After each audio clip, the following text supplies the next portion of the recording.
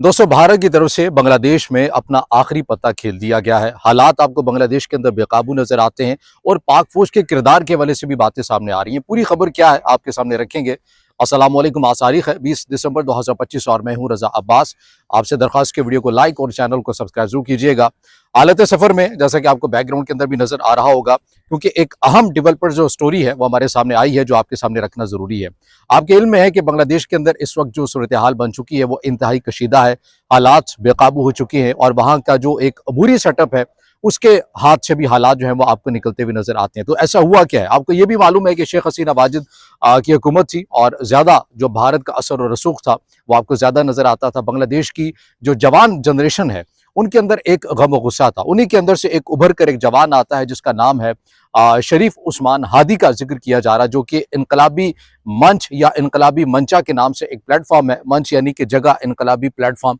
वहां पर इस तंजीम की जानिब से एक ऐसी तहरीक का आगाज किया जाता है जो कि शेख हसीना वाजिद की हुकूमत का तख्ता उलट देती है। और शेख हसीना वाजिद जो कि भारत की हिदायत लेती हुई आपको नजर आती है और बिलाखिर जब उनके मुल्क में इनकलाब आ जाता है तो शेख हसीना वाजिद जहां से हिदायत ले रही होती हैं, यानी कि मैं भारत की बात कर रहा हूं, वो वहीं पर मुंतकिल हो जाती है।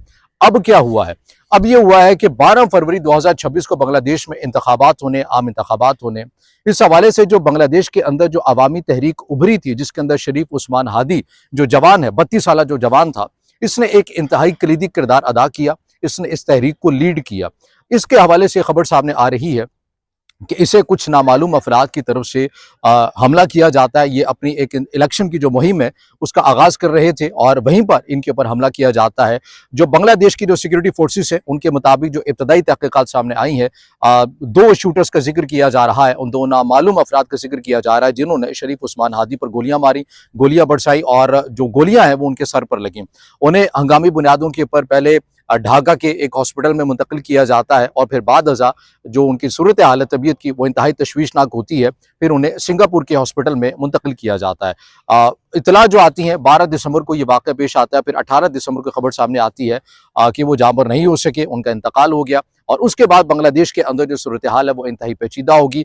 उसी प्लेटफॉर्म के जो इनकलाबी प्लेटफॉर्म के जो नौजवान थे, बड़ी तादाद के अंदर स्टूडेंट्स थे, उन्होंने बांग्लादेश के अंदर मुल्कगीर एक एहतजाज का ऐलान कर दिया। उन्होंने अपनी जो अबूरी निज़ाम है उनसे भी एक सख्त किस्म का एहतजाज किया कि आपने जो शरीफ उस्मान हादी जो जवान था, जो इनकलाब को इस पूरी बांग्लादेश की तहरीक को लीड कर रहा था, आपने कुछ उसे खातिर खा जो सिक्योरिटी है वो आपने प्रोवाइड नहीं की। और फिर हमने ये भी देखा कि बांग्लादेश के अंदर जो दो मीडिया इदारे हैं उनके अंदर एक जो प्रोमिनेंट एक इदारा है दी डेली स्टार के नाम से, वहाँ भी जो स्टूडेंट्स से जो गम गुस्से की हालत में बाहर निकले, उन्होंने जाकर इस इदारे के ऊपर भी तोड़ फोड़ की हमला किया। जो सहाफ़ती तंजीमें हैं वो इसे आज़ादी इज़हार राय के ऊपर हमला करार दे रही हैं, लेकिन जिन्होंने हमला किया उस क्राउड की तरफ से जो हमला किया गया, उनकी राय ये है या वो ये समझते हैं इन मीडिया इदारों से मुतल्लिक कि ये भारत का जो नैरेटिव है ये वो प्रमोट करते हैं और हमने इसी वजह से इन इदारों के ऊपर हमला किया। लेकिन जाहिर है हमला जहां भी हो वो काबिल मजम्मत ही हुआ करता है। लेकिन अब सूरत हाल आपको क्या बनती हुई नजर आती है और पाक फौज का इस सारे सिनेरियो के अंदर क्या जो चीजें हैं वो आपको चलती हुई नजर आती हैं, उसकी एक वजह है हाल ही में जो सूरत हाल हमारे सामने आई है।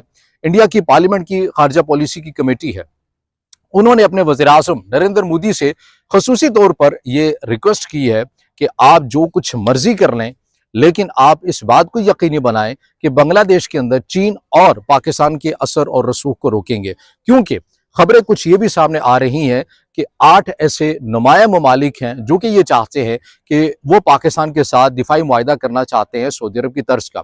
उनके अंदर दीगर जो ममालिक हैं उनके जो नाम हैं वो तो फिलहाल हमारे सामने नहीं आ रहे, लेकिन बांग्लादेश से ज़राए के हवाले से जो खबरें सामने आ रही हैं कि बांग्लादेश ने ये पैगाम पाकिस्तान को दिया है और इस चीज़ के अंदर दिलचस्पी रखते हैं कि पाकिस्तान के साथ वो ऐसा एक डिफेंस पैक्ट कर ले जैसा कि सऊदी अरब और पाकिस्तान के माबैन हुआ है। और इसी चीज़ों को देखते हुए कुछ जो खबरें हैं, जो चीज़ें इंफॉर्मेशन है, वो इस हवाले से भी आ रही हैं कि जानबूझकर बांग्लादेश के अंदर ऐसी सूरत हाल को क्रिएट किया गया है ताकि अंदरूनी सतह के ऊपर मुल्क के अंदर मज़ीद तकसीम उभरे और जो एक पॉलिसी का एक तयन होता हुआ नज़र आता है। बांग्लादेश और पाकिस्तान के ताल्लुकात के अंदर मज़ीद बेहतरी आ रही है, बांग्लादेश और चीन के ताल्लुकात के अंदर बेहतरी आ रही है और एक डायरेक्शन के अंदर अदम इस्तेहकाम के अंदर तब्दील हुआ।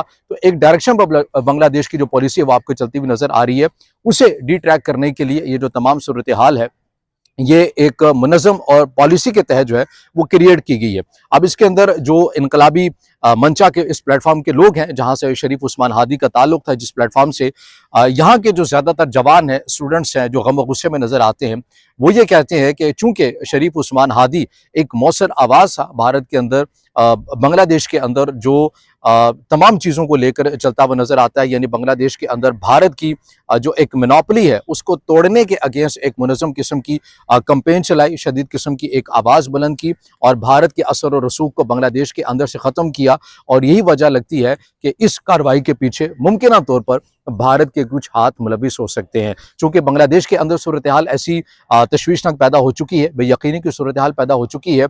खबरें भारत के अंदर से भी सामने आ रही हैं कि सरहदी एरिया में, जो कि बांग्लादेश के साथ लिंक है भारत के, वहाँ पर जो सिक्योरिटी है उनको बढ़ा दिया गया है, भारत के अंदर भी बढ़ा दिया गया है। और इस वक्त बांग्लादेश की जो आवाम है वो गम गुस्से में है और अपनी सिक्योरिटी फोर्सेस से और अपने अबूरी सेटअप से वो ये अपील कर रहे हैं कि जो कुछ मर्जी हो जाए, हमें शरीफ उस्मान हादी के कत्ल का बदला लेना है, हमें इंसाफ चाहिए। और बांग्लादेश की जो पुलिस है उनकी तरफ से कहा गया है कि हमने तकरीबन 20 के करीब ऐसे मुश्तबा अफराद को गिरफ्तार भी कर लिया है, उनसे मजीद भी तहकीकात जारी हैं। और जो गेटअप बताया जा रहा है, जो CCTV कैमरास के अंदर आया है कि किन्होंने शरीफ उस्मान हादी को टारगेट किया है, उनसे मुतल्लिक बताया जा रहा है कि उन्होंने काले कपड़े जेब तंग कर रखे थे, एक ने ब्लैक शर्ट्स के वाले से जिक्र आ रहा है, ब्लैक हुडी का जिक्र आ रहा है, ब्लैक जो घड़ी है उसका जिक्र आ रहा है। तो तमाम जो एक नक्शा है वो जारी किया गया है, उन टारगेट किलर्स का जो नक्शा जारी किया गया है। इसके साथ साथ बांग्लादेश की तरफ से अगर कोई इन अफराद की इतला देता है तो 42,000 अमरीकी डॉलर्स, ये रकम भी अनाउंस कर दी गई है कि अगर कोई इन अफराद से मुतल्लिक किसी भी किस्म की कोई इंफॉर्मेशन देगा, उसका नाम भी सिग़ारास में रखा जाएगा और उसे बांग्लादेश की हुकूमत की तरफ से 42,000 अमरीकी डॉलर भी दिए जाएंगे।